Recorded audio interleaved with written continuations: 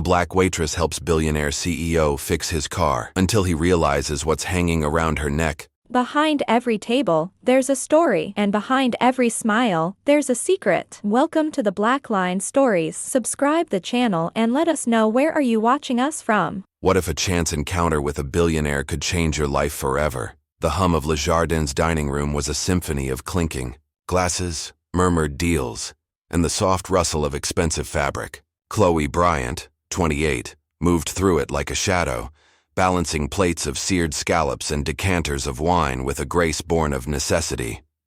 Her dark curls were pinned neatly under a cap, her brown eyes sharp but guarded, her smile a practiced mask. To the elite who dined here, tech moguls, celebrities, politicians, she was invisible. Just another black waitress in a sea of service. But Chloe was more than that. Beneath her crisp uniform, her hands bore faint scars from years of turning wrenches. Her heart carried dreams too big for her circumstances. Raised in Oakland's rougher edges, Chloe had grown up in a world where hope was a luxury.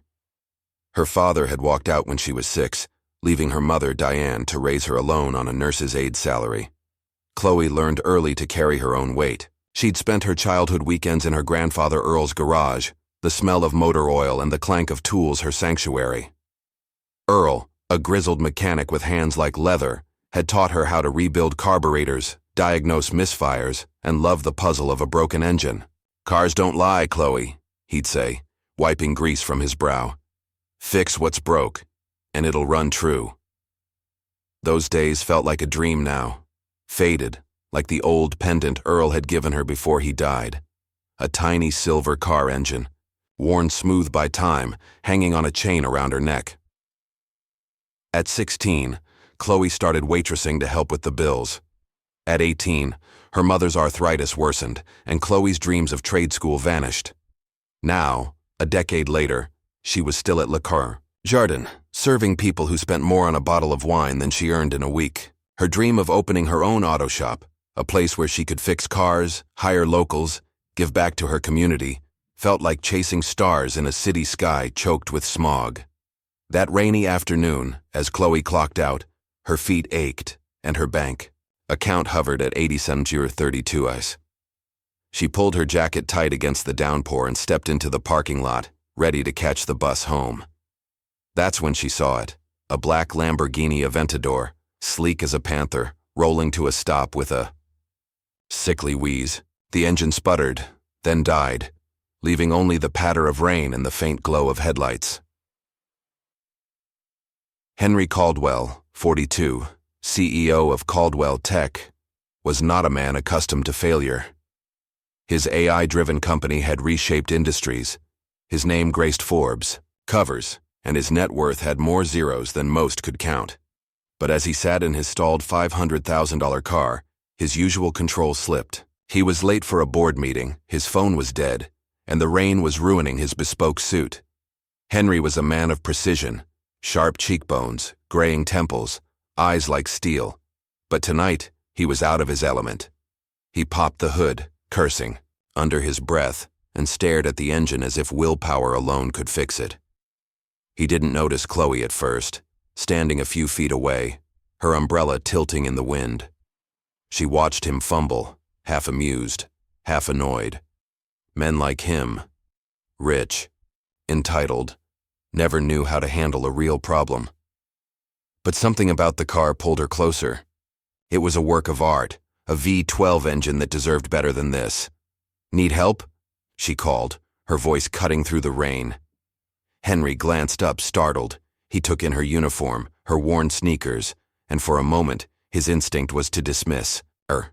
But her stance, relaxed, unafraid, made him pause.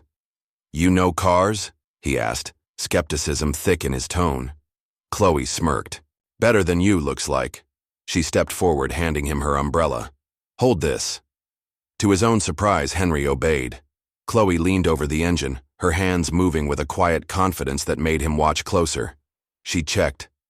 The spark plugs traced the fuel line and spotted the issue, a loose connection in the battery terminal, worsened by the damp. With a wrench from her bag, she always carried tools, a habit from Earl, she tightened it, then wiped her hands on her jacket. Try it now, she said, stepping back. Henry slid into the driver's seat, turned the key, and the engine roared to life, smooth and powerful. He stared at her through the windshield, rain streaking the glass, his expression unreadable. Chloe handed him the keys, ready to walk away, but he rolled down the window. "How'd you learn that?" he asked, genuinely curious. Chloe shrugged, rain dripping from her cap. "My grandfather, he was a mechanic, taught me everything I know." Henry's eyes flicked to her necklace, the pendant catching the light. "That's unique," he said, something stirring in his memory. "What's your name?" "Chloe," she replied, wary. She'd served enough rich men to know their interest. Often came with strings. "I'm Henry," he said, extending a hand. She shook it, her grip firm, and he noticed the calluses on her palms. "You're good at this. Why aren't you doing it for a living?" The question hit like a jab. Chloe's jaw tightened, but she kept her tone even. "Life's not that simple. Bills don't pay themselves and dreams don't buy groceries." Henry nodded, something softening in his gaze. He'd grown up poor, too, in a small town where his father ran an auto shop. He'd clawed his way to the top, but the cost had been steep. Family, roots, the man he used to be. Chloe's words stirred something he'd buried long ago. Over. The next few days, Henry couldn't shake the encounter. Chloe's skill, her quiet pride, her pendant, they haunted him. He dug into his past, pulling out old photos from his father's shop. His father, James Caldwell, had been a mechanic, a dreamer who died too young, leaving Henry to fend for himself. In one photo, James held a silver pendant shaped like a car engine, a gift he'd made for a friend. Henry's heart stopped. Could it be the same one? Meanwhile, Chloe's life ground on. She served tables, dodged her landlord's calls, and visited her mother, whose health was declining. At night, she sketched auto shop plans in a worn notebook, knowing they'd likely stay dreams. But Henry's question lingered. "Why aren't you doing it for a living?" It stung because it was true. She was meant for more. A week later, Henry returned to Le Jardin, not for dinner, but for Chloe. He waited in the parking lot, leaning against his Lamborghini, now purring perfectly. When she stepped out, she froze, her guard up. "What do you want?" she asked, crossing her arms. "To talk," Henry said. "About your future." Chloe laughed, sharp and bitter. "My future? You don't even know me." "I know enough," he countered. "You're wasting your talent. I want to help you open your own shop. I'll fund it. Equipment, space, staff, whatever you need." Chloe stared, her heart racing.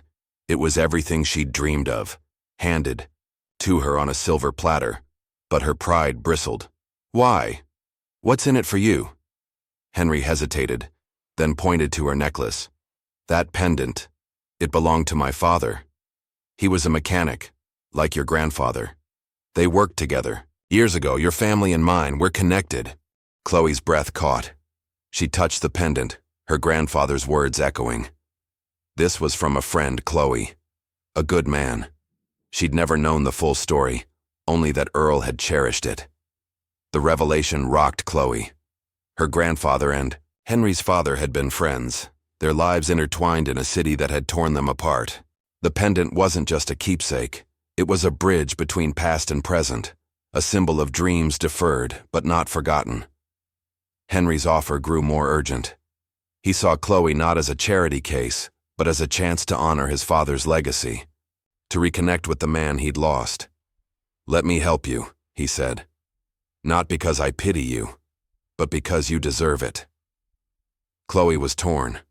Accepting meant trusting a stranger, risking her independence. Refusing meant staying trapped, her dreams forever out of reach. She spent sleepless nights weighing her choice, her mother's voice in her head. "Don't let pride stop you from living, baby." One evening, Chloe visited Earl's old garage, now a boarded-up relic. She stood in the empty lot, clutching the pendant, and made her decision. She'd accept Henry's help, but on her terms. She'd run the shop, hire her own team, and pay him back, no matter how long it took. She met Henry at Le Jardin, her chin high. "I'll do it," she said. "But this is my shop, my rules. I'm not your project. I'm your partner. Henry smiled, a rare warmth in his eyes. Deal. 6 months later, Chloe's Auto Haven opened in Oakland, a gleaming shop with state-of-the-art tools and a team of locals she'd trained herself. The grand opening drew a crowd, her mother beaming despite her pain, community leaders, even Henry, who stood in the back watching Chloe shine. She wore her pendant proudly, a reminder of Earl, James, and the dreams they'd passed down.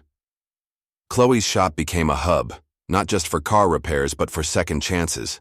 She hired ex-convicts, single parents, kids like she'd been, teaching them the trade that had saved her. Her mother's medical bills were covered, her own future secure. She paid Henry back, dollar by dollar, proving she could stand on her own. Henry, too, changed. He stepped back from Caldwell Tech's cutthroat world, funding community projects, reconnecting with his roots. The pendant had awakened him, showing him that wealth meant nothing without purpose. He and Chloe became unlikely friends, their shared history a quiet bond. One day, Chloe found an old photo in Earl's toolbox. 2 men, Earl and James, grinning in front of their shop, holding the pendant. She framed it, hanging it in her office. It was a reminder. Dreams could break, but they could also be rebuilt, piece by piece, with courage and connection. As Chloe locked up the shop one evening, the stars above Oakland shone brighter than she'd ever seen. She touched her pendant, smiled, and whispered, "We made it, Grandpa." The rain had stopped, but the city hummed with life. Chloe's Auto Haven was more than a shop. It was a legacy, a testament to those who'd fought, loved, and dreamed against the odds. And somewhere, in the quiet spaces between, Earl and James were watching, their pendant glinting in the light of a future they'd helped build.